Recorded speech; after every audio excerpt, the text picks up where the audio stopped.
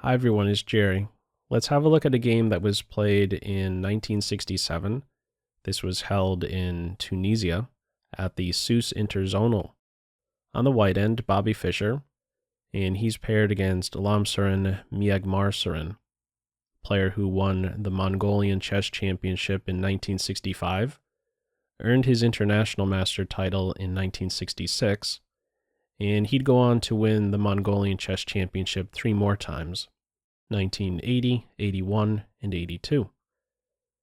So let's dive in and see how this one played out. It appears that we're looking at a French defense, but after d3, it's clear white is aiming for a King's Indian attack system. Pretty much a universal system you're seeing here for the white side. You could pretty much go for these very moves against anything black does to start the game. Establish a pawn on e4 and d3, and deploy the pieces as such. So same side's castles. This is where things are now cut in half, basically. The board is cut in half after e5. White will be looking to play on the king side and black on the queen. So the first moment to really speak of is this one right here after a4. There'll be games where you see knight h2, maybe knight e3, or the move in the game, a3. a3, in short, there are many things you could point out about a3, but the one I see, the one that sticks out to me most, is a3 ensures that the c2 pawn will retain some potential to contribute to the center. White can, at some point, fight for the d4 square, or even the d5 square, since a3 is in. How is this maybe different if a3 is not played in this position and white carries on with, let's say, drifting the minor pieces towards the king side? This would allow black to play a3, and now this pawn basically freezes white's c2 and d3 structure. If ever a c pawn advance 1 or 2 steps, this pawn is always knocking it out. So, a3. In the game, b takes a, knight a5, and knight e3. So I pointed out earlier knight to e2. Knight e3 is far more aggressive. You know, from h2, it is only eyeing up 1 square. e3, it also eyes up g4, but also white has this potential to play, as I previously pointed out, this c4 advance. This can factor in. You can see the knight on e3 coordinating very well with the c4 advance, trying to have an influence on the d5 square. So from here, bishop a6, white is gearing up for some c4 advance. Bishop h3. There's different tactics you have to be familiar with on the black side.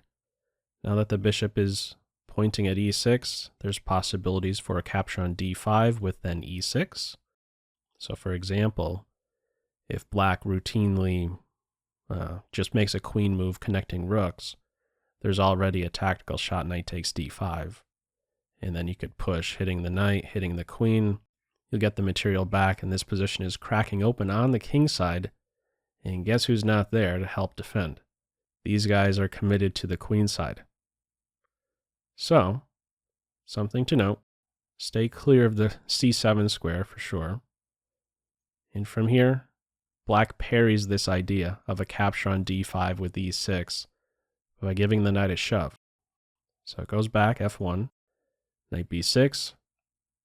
Square that's now made available after this last push is d5, so that's what black is angling for.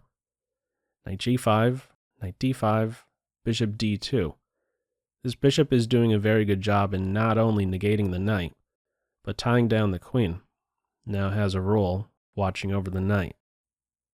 And notice the white pieces are intersecting on e6. A tactic is being lined up. Some sacrifice is being lined up on this square. So trying to defend it, well, Okay, it just drops the knight. You can't do that. This pressure is too much on e6. Black decides to take the knight out. Big decision. If you're doing something different with, let's say, rook to b8, this is a problem because of the sacrifices on e6, and then you could take on a5. Notice the queen is overloaded in this very position, has to watch over now both knights, and white's going to get the material back. Bishop takes knight, bishop takes knight. White would be up 2 pawns. In short, this is pretty serious. This intersection on e6. So the knight is taken out. Bishop recaptures. Now if there's one color complex black has to be on the lookout for, it's the dark squares. Doesn't have a dark square bishop around. White does. And there's also this pawn on the f6 square. So these are critical squares around the black king. So from here, queen d7, queen h5, and rook to c8. So this is not only preparing a c4 advance, but also opening up the f8 square for the queen. It's important to recognize that white is ready to do something against the g7 square, and the queen will be around to help secure the g7 post. So from here, it's knight d2, and this is where black now goes astray. In the game, knight c3 is played. The computer suggests to play c4 to justify, let's say, this rook c8 move. Open up the c file. Have the bishop and knight have an influence on the c4 square, on the d3 square. c4 is not played here. Knight c3. And now in comes what move? First pop quiz of this game. What move did Fischer play next? Feel free to pause the video. Okay, in the game we have bishop f6. So highlighting the fact that the knight is no longer around, watching over f6, that's, let's say, the weakness of, one of the weaknesses of black's last move. The knight on c6 stands on a secure square, but it's kind of not connected with any other black piece. So it's in a way just out of play. It's not really doing too much from the c3 square. So the issue here with capturing the bishop, black in the game ends up dropping the queen back, but if the bishop is captured, this would not be any good because of a recapture, and now the queen sneaking into g7 is too difficult to parry. How do you defend against this? If king to h8, there's a nice move here. One more pop quiz thrown your way. What would white have in this position? There's multiple good moves, but what would be a good move in this position for white? Feel free to pause the video. Okay, a good move here is bishop f5. The only way to stop the mate threat is to take the bishop, but now we see this thorn pawn. Rook e7 can follow. Rook takes pawn. Rook g7 can follow, and now black will have to give up the queen, and the attack simply continues. White is winning. You can't take the bishop. Queen e8 is the best move, and from here we have knight e4. Pawn takes bishop. Of course, we're recapturing with the fork now. So what we have is g6. This is seriously weakening the dark squares. There's no turning back after the g6 move.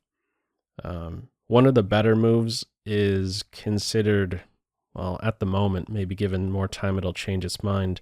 Computer's pointing out something crazy like knight b3. And then there's some sacrifice on g7, and there's an attack like this.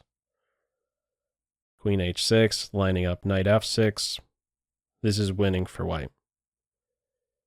Okay, we don't have this crazy move knight b3, g6 in the game, and now this is setting up a wonderful finish.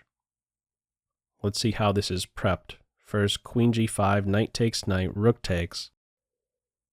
c4, too late. at this stage, the attack is just way too strong. There's only one defender for the black king, and it's not the greatest defender. The queen is really no match for two bishops, a queen, and a rook. These guys are not contributing. The minors are not contributing. So from here, h5, pawn takes pawn, rook h4. By this point, black needs some defense of the 7th rank. So rook a7. Why do I say some defense of the 7th rank is needed? If black just continues to pick up material with pawn takes pawn, this is a nice sequence to be familiar with. White can take on g6, so in the game rook a7 was played, but if pawn takes pawn, white can play pawn takes pawn.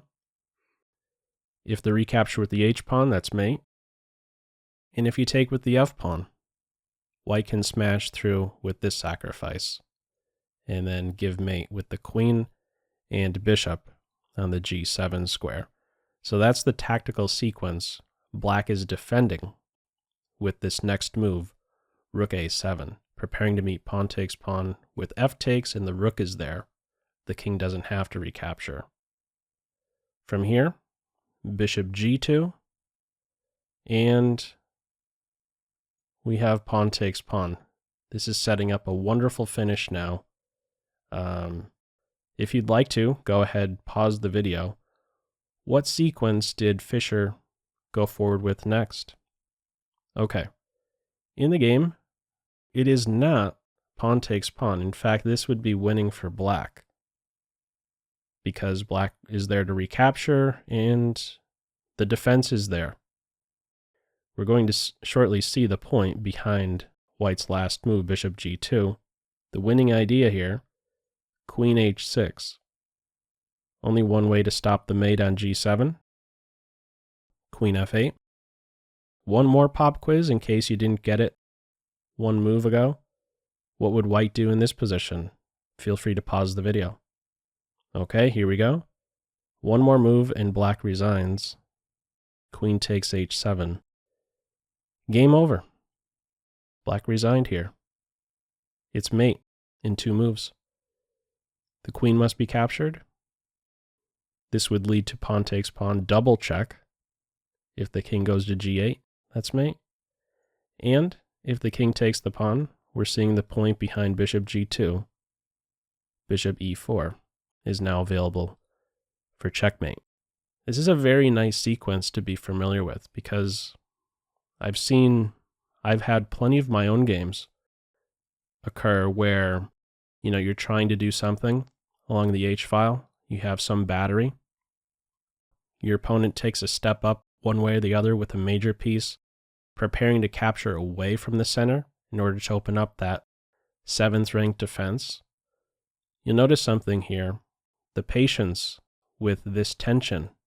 There's a reason to keep that tension for a little bit. Capturing too early, you open up the defense, and the game can easily turn. But maintaining the tension in this case allowed for a wonderful tactic. Queen takes h7, double check, and mate next. But this is as far as it got in this one. Queen h7, and black resigned. Anyhow, as usual, feel free to leave any feedback to this video in the comments section below. I hope you enjoyed it, and maybe took a thing or two away. That's all for now. Take care.